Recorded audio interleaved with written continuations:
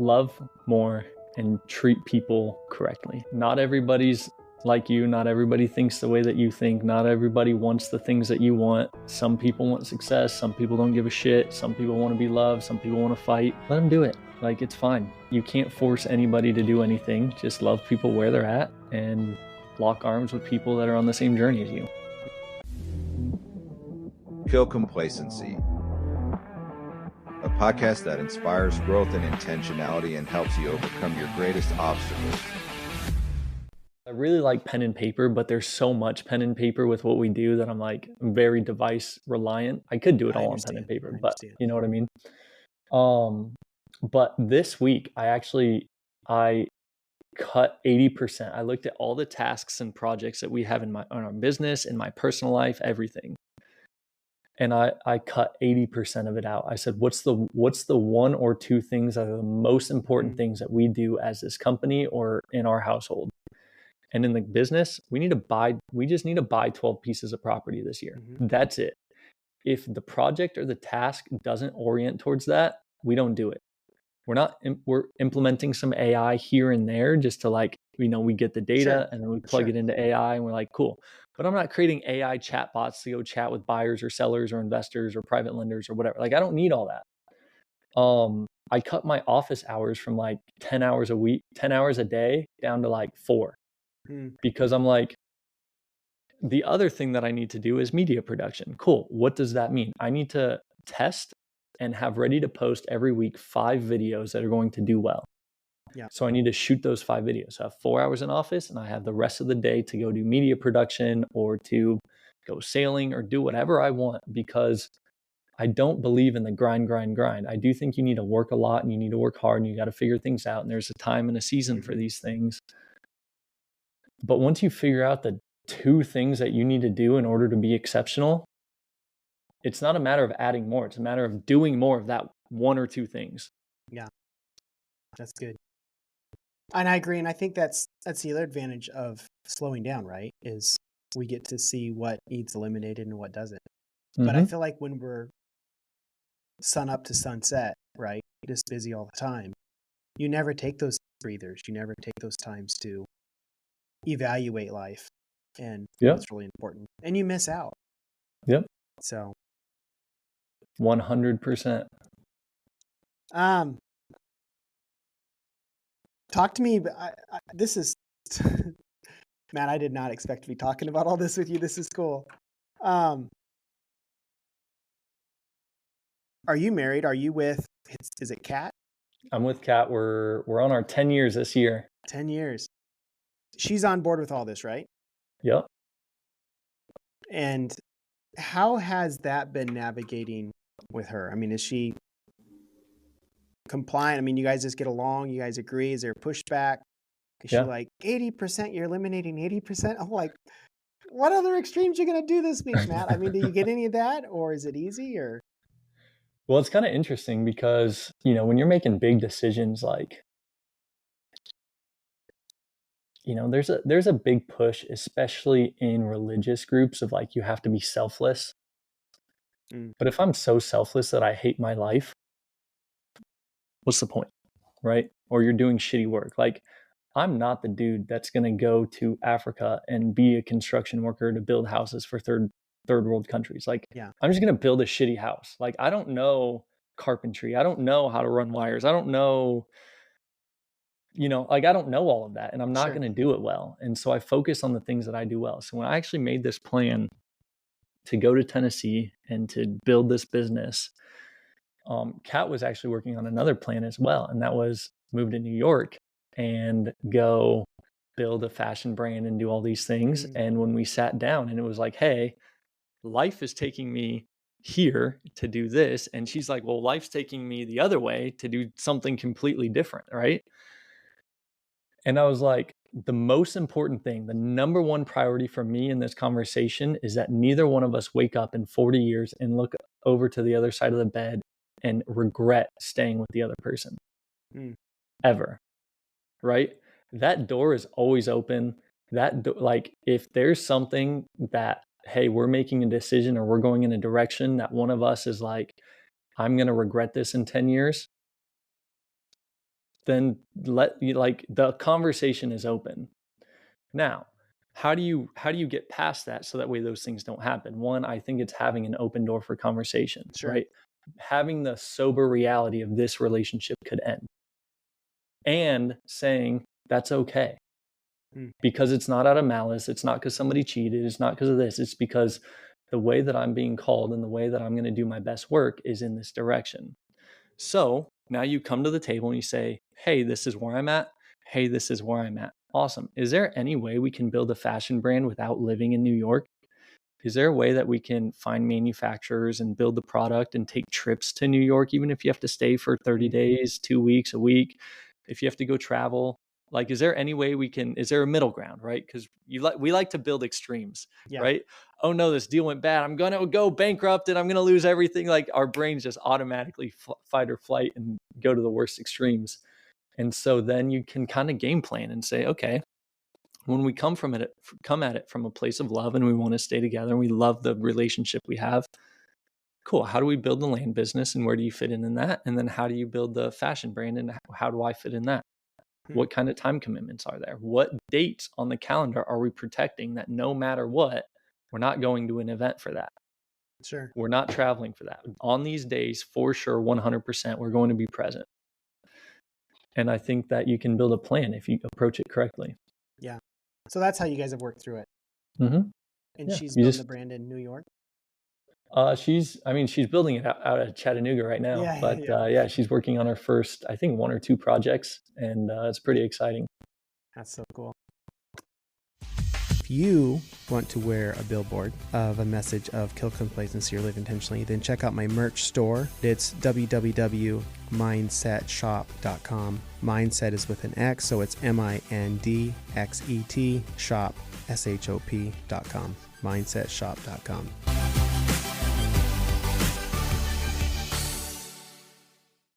Relationships are messy, right? But we've got to be able to work through them and have those conversations. And the way that I compartmentalized it and the shift that I had, so do you know what there's 4 archetypes in a man? Are you familiar with this? Archetypes? No. Mm-hmm. So you've got your warrior, your sovereign or your king, your magician, and your lover. And so a lot of people will say, oh, I'm a hippie at heart. And that's your lover.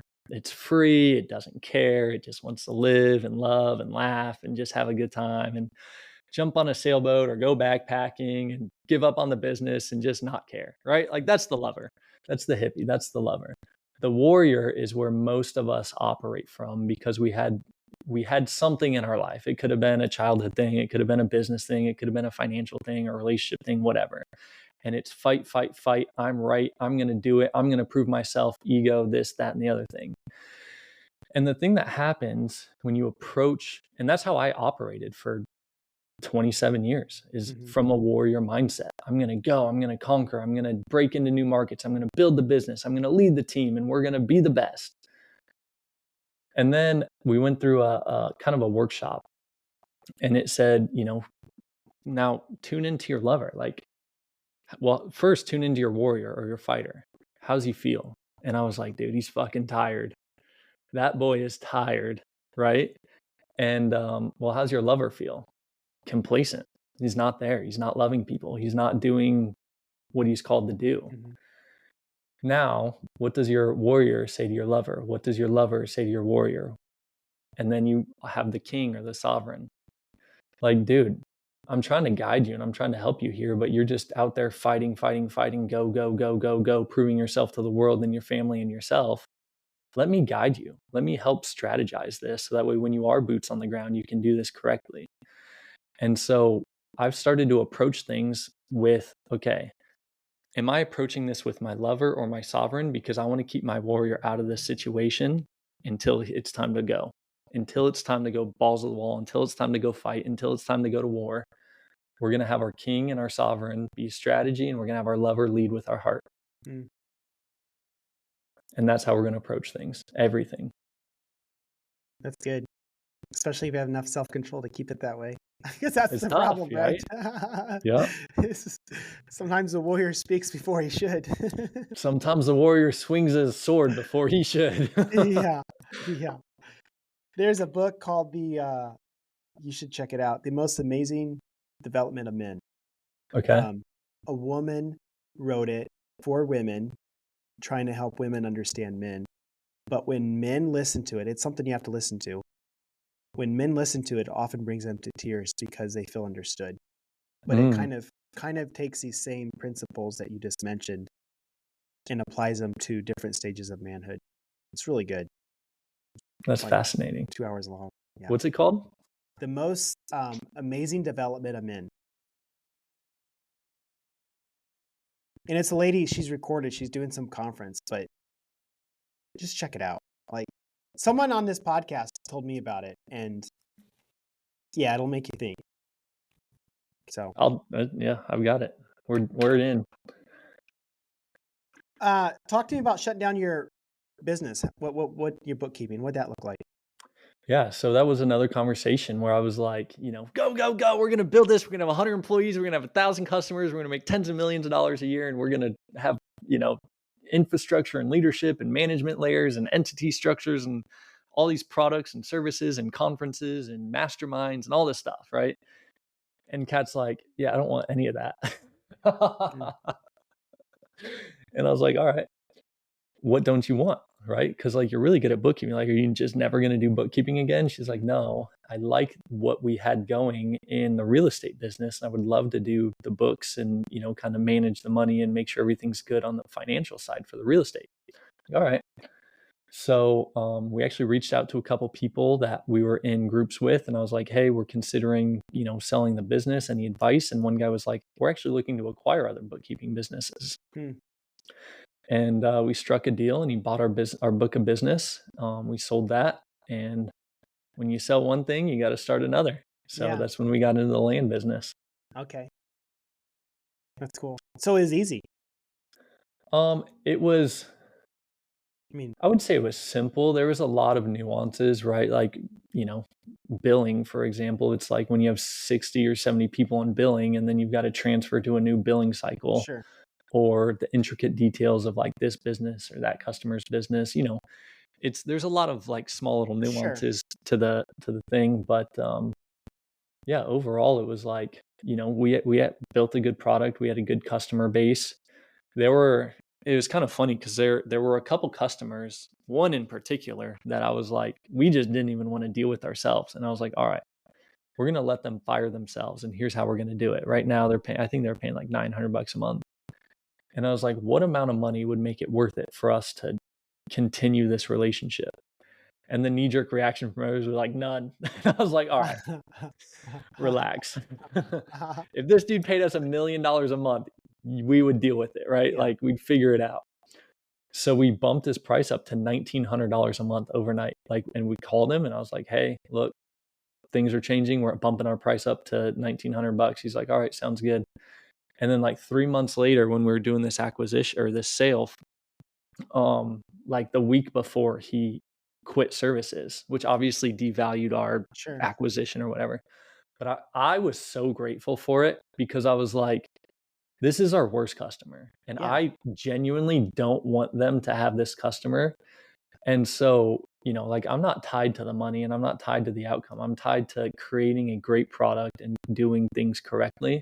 So when they left, I was way more relieved. Even though the money was smaller, I was like, thank God, now this person's going to like me after he buys our business rather than hate me. So that's good. What advice do you have to people to, I guess, just do more with their life and focus on what they can? And you're all about getting back to the land and, getting your resources from there and living off that. How do you help people do that? I would say my advice for people is be real with yourself. Be insanely harsh, but also insanely loving to yourself. Meaning, hey, you have this habit of doing whatever, right? Sleeping in or not working out. Yeah, you suck. You fucking suck at doing this. Okay. And that's okay. It just is what it is, but you need to have an extraordinarily sober reality of what you're doing and how it fills your cup or empties your cup or takes your energy or gives you energy, and just have a relentless sobriety about it.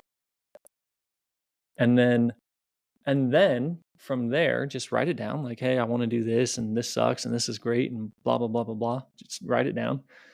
And then what do I want to eliminate from my life and what do I want to add to my life? And I'll give you a prime example. For the last probably 10 years, it's just been business. Like, yes, we've traveled and yes, we've done other things, but it's like, if what I'm doing is going to affect my business in a negative way, I'm not going to do it. If I'm going to spend more money than I budgeted, I'm not going to do it. Like business, business, business, business. And I hated it. Like, to be very frank with you, I hated it because I started to get a little bit of success. I started to get a little bit more money. I started cutting out things that I didn't enjoy. But now I'm left with this void of like, what do I do Friday afternoon at 3 p.m. when like all my work is done for the week? All my employees are kind of, they're finishing up their day. All my contractors are paid. Like, it's Friday at 3 p.m. My go-to is to go out with my friends, have 5, 6, 7, 8 beers, maybe send it till 2 a.m. if we're having a good time, and then feel like absolute dog shit this weekend, right? And I don't want that. And that's okay.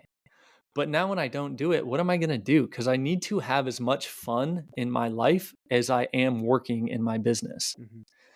And so I started trying different hobbies, from dirt biking, motorcycles, skydiving, a bunch of different stuff. And I kind of kept track very loosely, like more of a mental checklist, and in conversation with people of like what I like and don't like about things. What I don't like about dirt biking, I'm not going to dirt bike when I'm 60. Like, what I don't like about most of these sports is if one little thing goes wrong, I'm probably going to end up in the ER.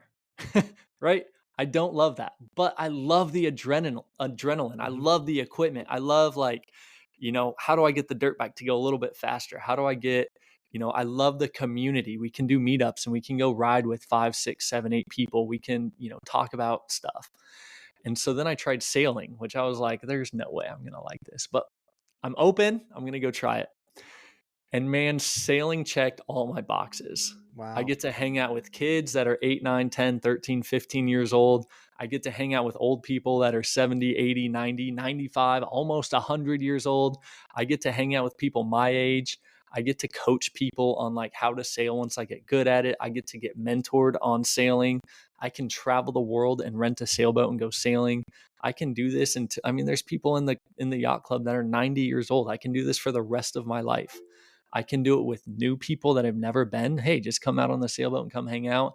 I can do it with people that are advanced and we can go race together. Like, this for me checked all the boxes.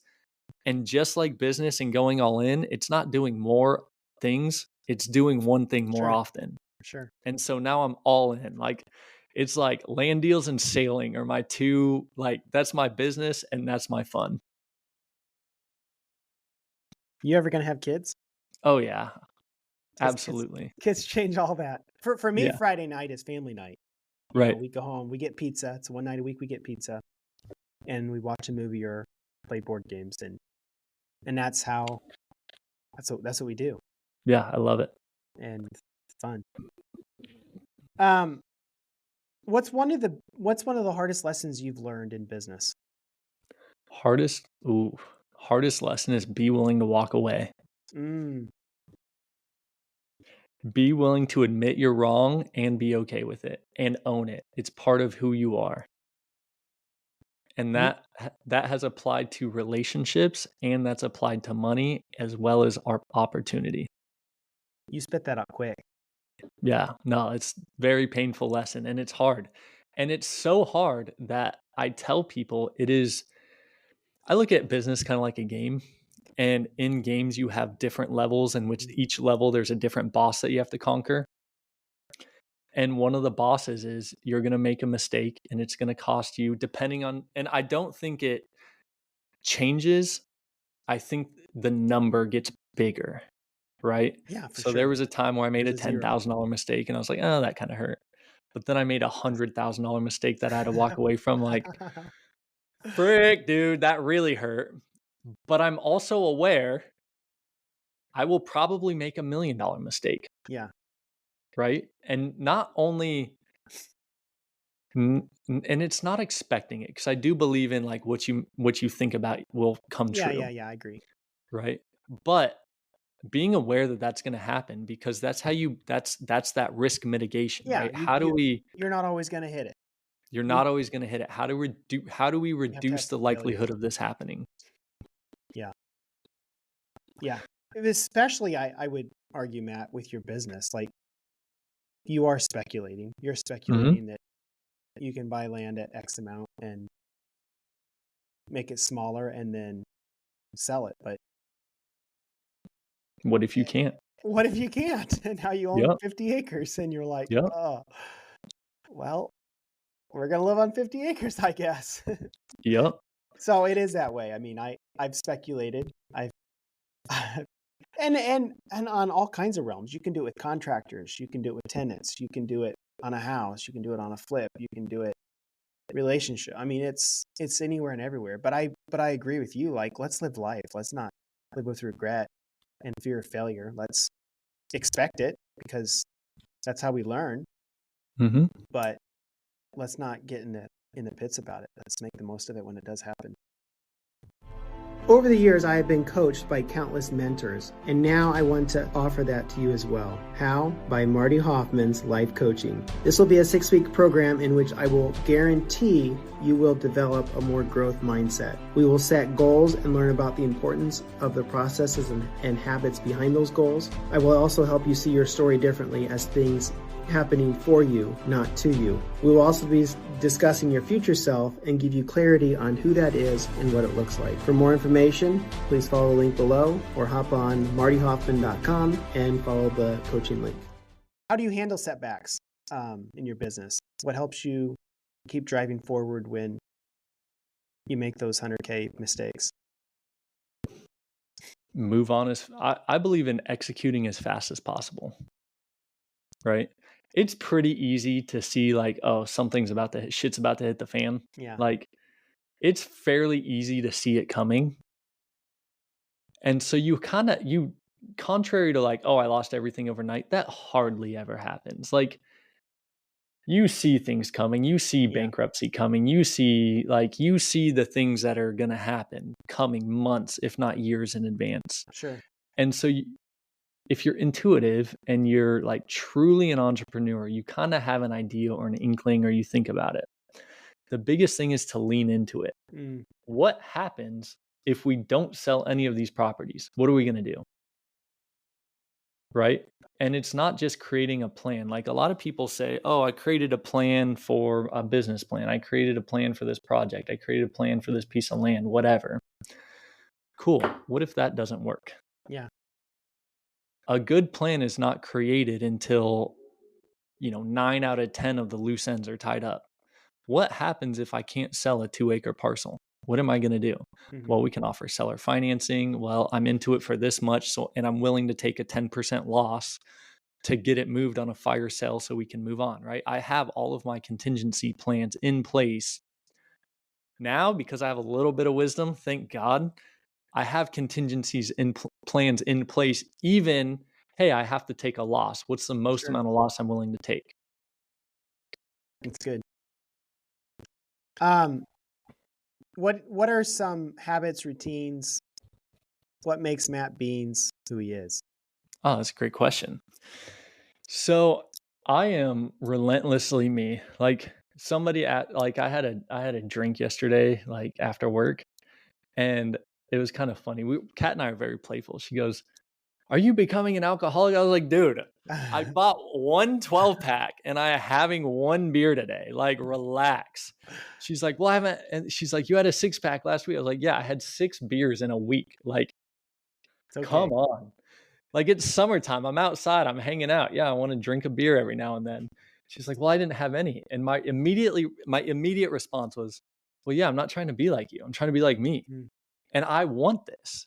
Now, I think it's a matter of also being aware of, like, don't be in excess, right? Don't excessively work. Don't excessively drink. Don't excessively work out. Don't excessively, I would even say don't excessively love your wife, because now you're like this clingy, desperate person, right? Like, don't excessively do any of it. Just be you, love what you love, enjoy what you enjoy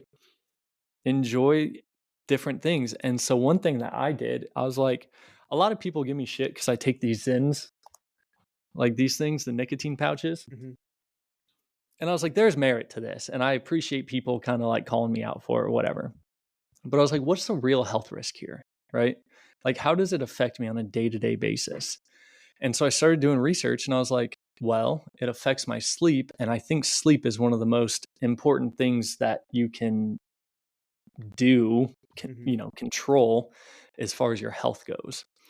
And I was like, well, how does this affect my sleep? And so I got all nerdy about it. I did the calculation of like, okay, I can only have 1 6 milligram by 10 a.m. and 1 3 milligram by 2 p.m.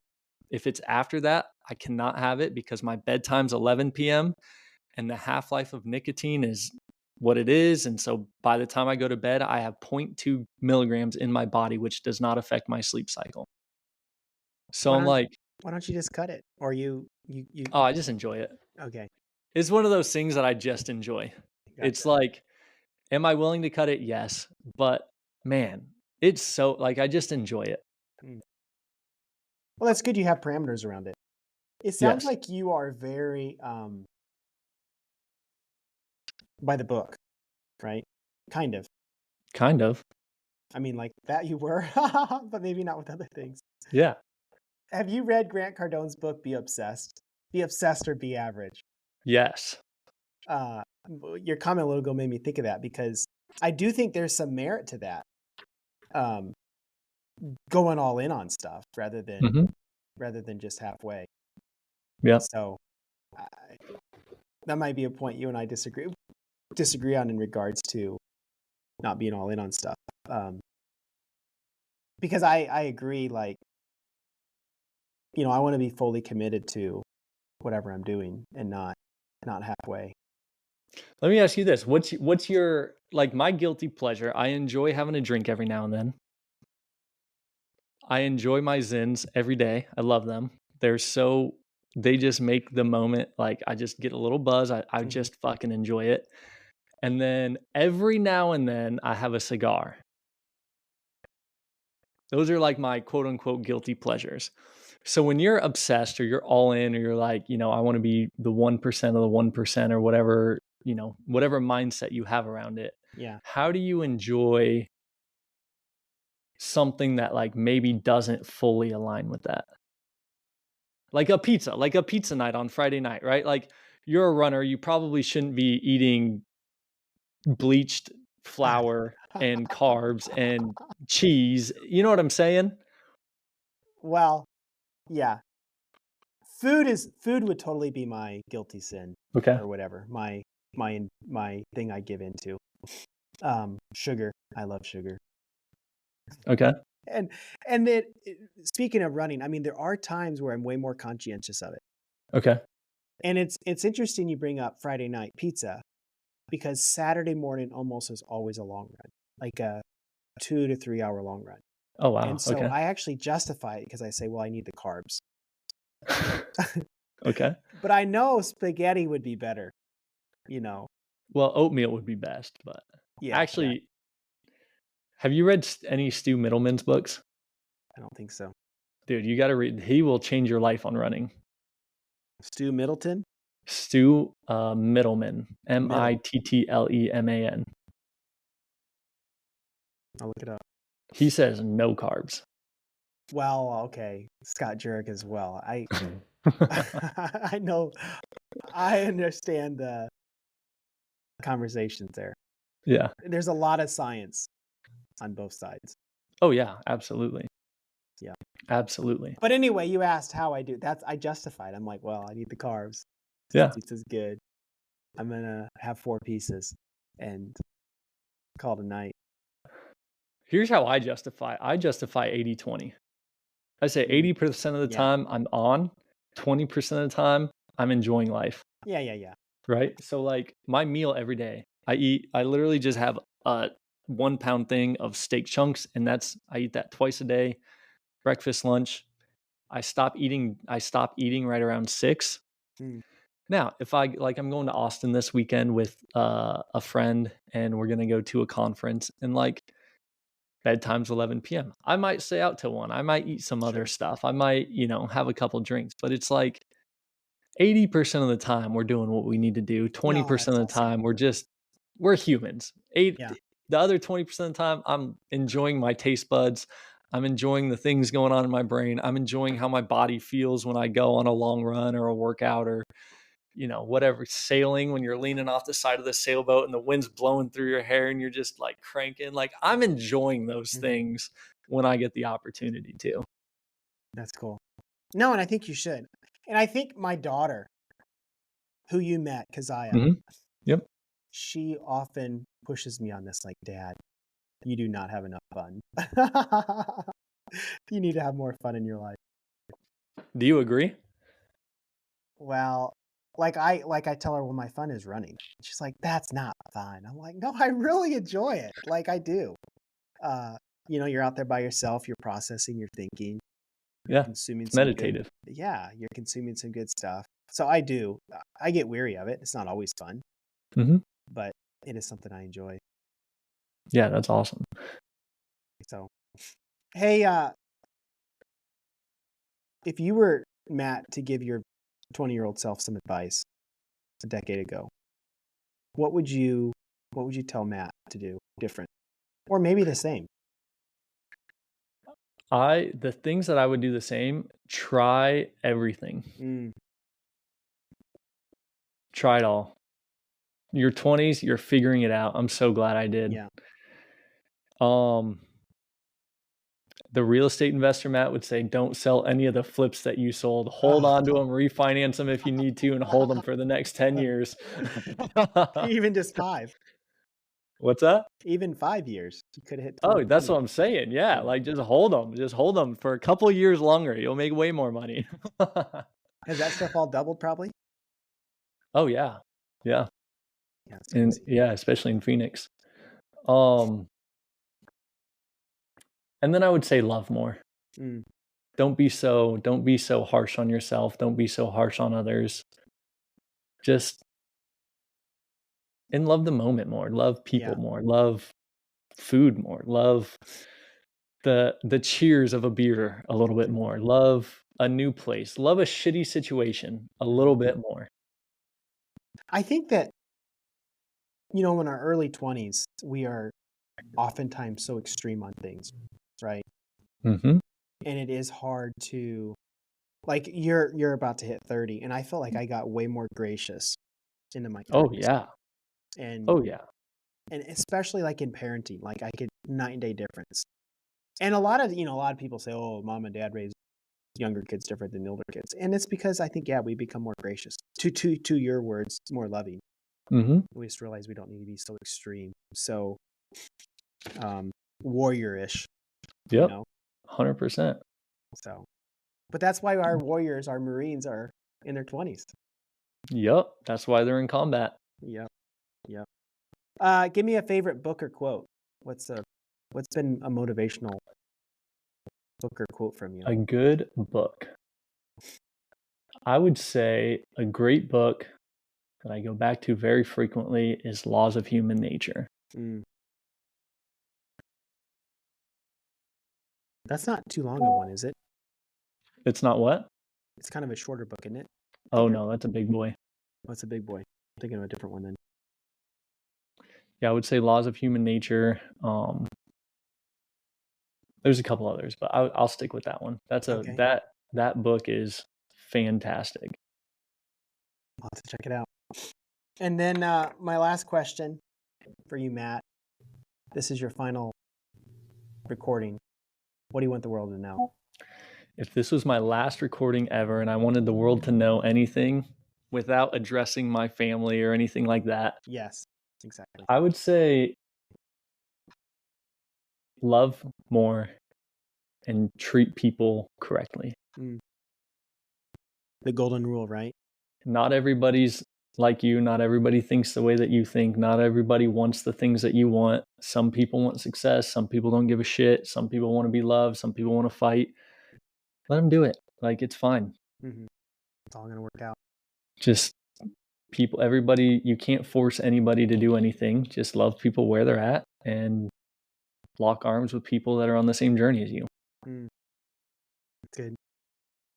All right. And how do people find, follow, and learn more about you? The Matt Beans on pretty much all social platforms. And then if anybody wants to shoot me an email and reach out, it's matt@terralumaland.com. Happy to help with life advice or real estate or whatever. And are you actively raising funds? Yes. Okay.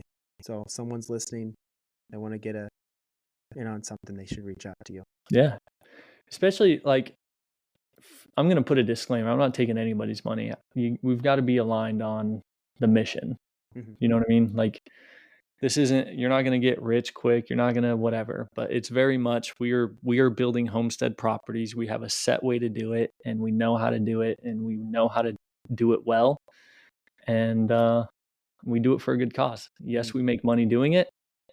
And if that's a mission anybody wants to join, we're love to have more capital partners so we can pick up more properties, because 100 acres or 1,000 acres ain't cheap. Yeah, for sure. Well, thank you, Matt, and look forward to following you along more and watching you grow and become your king. You're the true king that's in you. Yeah, I appreciate it, Marty. Thanks for having me. Thanks for reaching out and setting this up. I've been looking forward to it for a while. Just wanted to thank you guys for listening to the end. In closing, I just wanted to add that if this message resonates with you, if it aligns with your values and something in it today triggered something, then you can also look me up on Facebook, LinkedIn, Instagram, YouTube. We are really trying to help people live more intentional lives to kill the complacency with which they have subscribed to. I know there's many ways which I get sucked in all the time. So if this is beneficial, follow me there.